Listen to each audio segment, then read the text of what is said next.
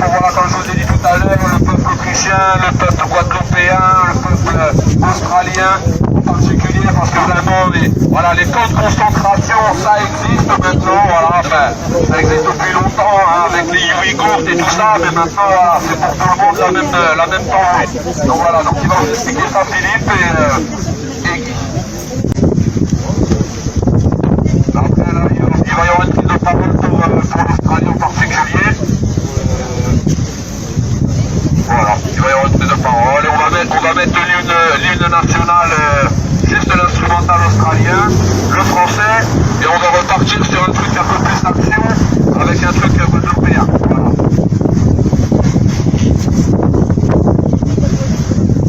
Amis de la résistance, amis de la résistance, vaccinés ou non vaccinés, quelles que soient vos opinions politiques, votre origine, votre couleur de peau, votre foi, vous êtes venus pour rendre hommage à ceux qui ont donné leur vie, qui luttent pour un idéal qui transcende tous ceux qui le défendent, à l'exemple de Maurice Trélu, ancien maire de Tarbes, dont le gros stade porte le nom et qui a fait le sacrifice de sa vie pour en sauver d'autres. Et ils sont nombreux en Bigorre, comme lui, à avoir osé dire non à la barbarie. Aujourd'hui, le vol noir des corbeaux est de retour sur nos têtes. C'est l'Autriche qui bafoue les droits de l'homme en imposant une injection expérimentale inutile et dangereuse. C'est la Lettonie qui empêche les députés non injectés de venir siéger au Parlement et suspend même leur salaire. C'est le futur chancelier allemand qui annonce une future obligation comme en Autriche. C'est l'Italie et la France qui déguisent cette obligation avec un pass sanitaire injustifié au mépris de la décision des conseils de l'Europe, prohibant toute forme de contrainte directe ou indirecte. C'est le Canada qui interdit tout voyage à ses ressortissants non injectés. C'est la Hollande qui tire à balles réelles sur sa population dans l'indifférence des autres pays européens. Et c'est l'Australie qui devient une véritable tyrannie. Ce pays magnifique dont nous rêvons tous de faire le voyage se transforme en prison. Les non-injectés seraient même progressivement déportés dans des camps dits de quarantaine. Tout ça pour une grippe. N'avons-nous rien appris de l'histoire pour qu'elle se reproduise encore de la même façon? La mémoire des peuples ne se trouve-t-elle que dans les musées? Tous les régimes totalitaires ont commencé ainsi, par la manipulation des masses, autrement dénommée pompeusement par l'expression ingénierie sociale. À la faveur d'un choc créé de toutes pièces, la population apeurée accepte des mesures qu'elle n'aurait jamais acceptées auparavant. Puis les repères sont bousculés par des décisions contradictoires ou ineptes, faisant perdre tout bon sens. Ensuite, une partie de cette population est ostracisée et désignée comme bouc émissaire, contre lequel on prend des mesures coercitives, et ainsi une nouvelle normalité apparaît progressivement, où les droits et libertés individuelles n'existent plus. Ça s'appelle le totalitarisme.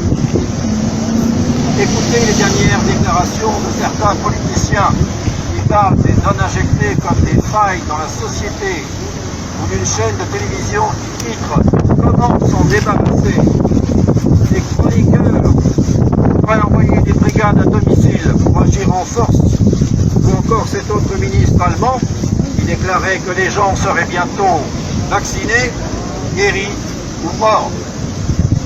On peut y ajouter tous ces fonctionnaires zélés qui en rajoutent en abject pour se faire bien considérer de leurs supérieurs. Oui, le vouloir est comme nos têtes.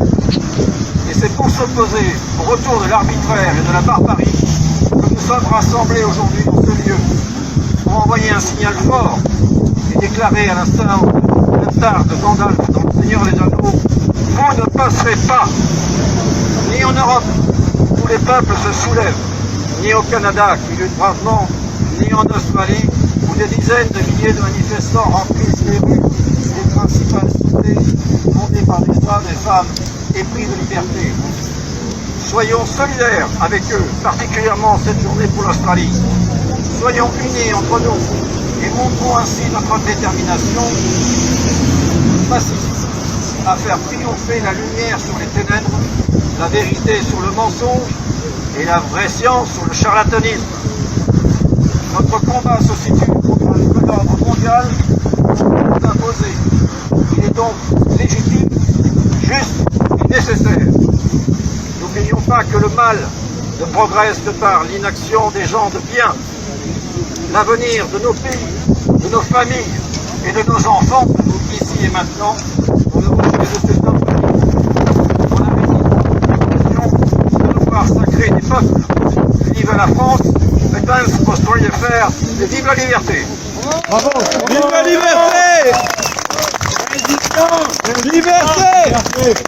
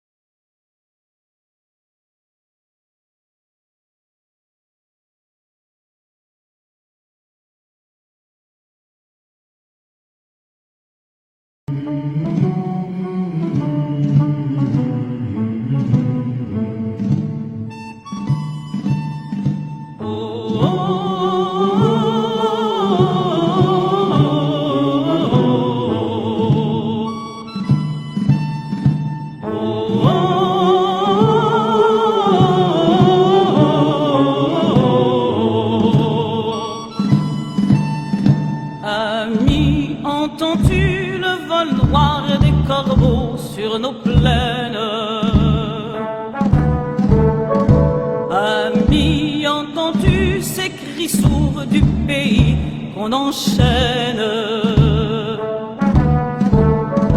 Ohé, partisans, ouvriers et paysans, c'est l'alarme.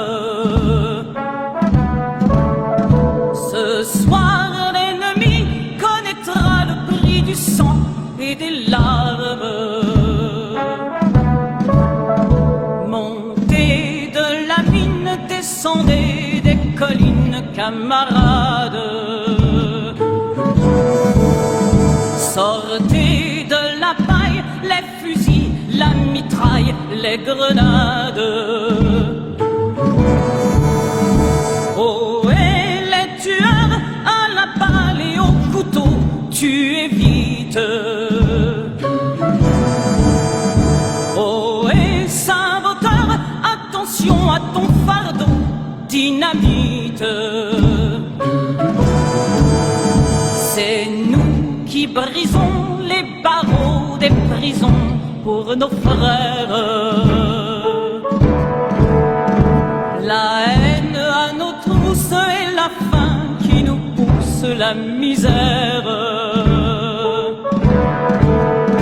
Il y a des pays où les gens creux des lits font des rêves.